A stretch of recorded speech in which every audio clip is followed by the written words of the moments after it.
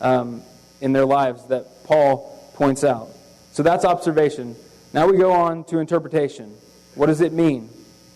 This passage is an extremely powerful passage. It gives us 5 marks of what it means to be a godly man. 5 marks of what it means to be a godly man, or for that matter of fact, a godly woman. If you want to be the kind of person that God blesses, if you want for God to be using you in His work, if you want God's power in your life, you better study this passage. So let's go back and let's look at those 5 things that we observed and say, what does it actually mean? Let's look at it in detail. In verse 21, we find the first characteristic. Paul says about Timothy, I have no one else like him. He takes genuine interest in your welfare, and everyone else is only looking out for their own interests. Paul says this is rare. It's unusual. I've got no one like him. He takes a genuine interest in you like nobody else does. So that's the first characteristic of a godly man. A godly man is caring. A godly man is compassionate. He's caring. He's unselfish. He thinks about others. He's not always thinking about himself. He's not self-centered. Timothy genuinely cares about other people. Everybody else is interested in their own agenda, their own business, their own things that they have to do. But Paul says that what Timothy does is worthy of honor. Friends, if there's ever a message that needs to be heard today, it's that because everything in our culture teaches us to be self-centered, not to be unselfish. Everything in our culture teaches us that it's all about us, that it's not about other people. Every advertisement is all about you. We do it all for you. Have it your way. You deserve a break today. No ad is telling you to be unselfish. I've got to think about what's best for me. That's all these ads are telling us. It's all music, all movies, all TV shows, magazines, video games. They're all about the consumer, and it's not about anybody else. So it's really rare to find an unselfish man. Paul says that I have no one like him, Timothy, who genuinely cares about other people. So the second thing we learn about Timothy is it says, and Timothy has proved himself because as a son with his father, he has served me in the work of the gospel. In the God's Word translation, it says, and I know what kind of person Timothy proved to be. The word proven means tested. It means to be verified. It means to be checked out, determined, reliable. So he's saying that Timothy's a dependable guy. He's been proven faithful.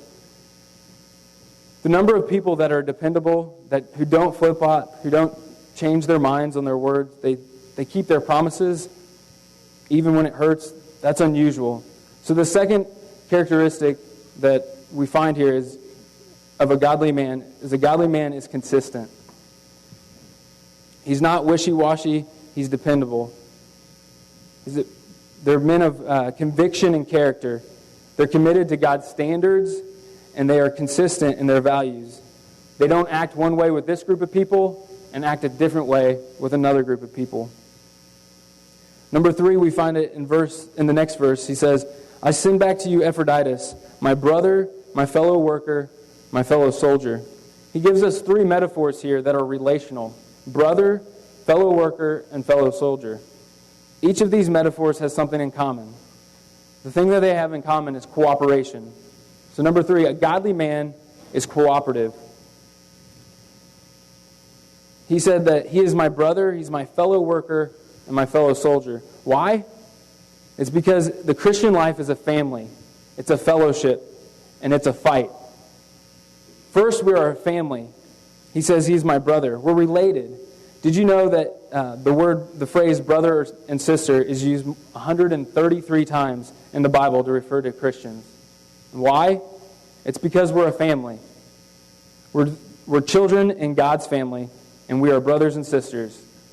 There is a relationship there. And not only we are a family, we're a fellowship. We're fellow workers. That means that we have the same task, the same mission, the same great commission that Jesus has given us. we have to work together and we have to serve together because we're fellow workers. And not only that, we are co-laborers in arms. We are comrades.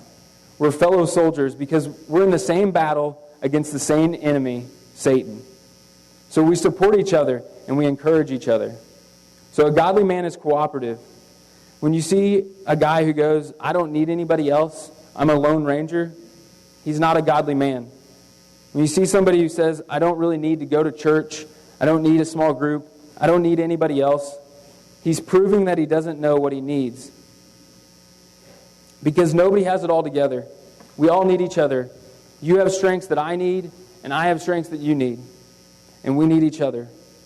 Number 4, in verse 26, it talks about Epaphroditus, and it says, he longs for all of you and is distressed because you heard he was ill. Notice the emotional content there.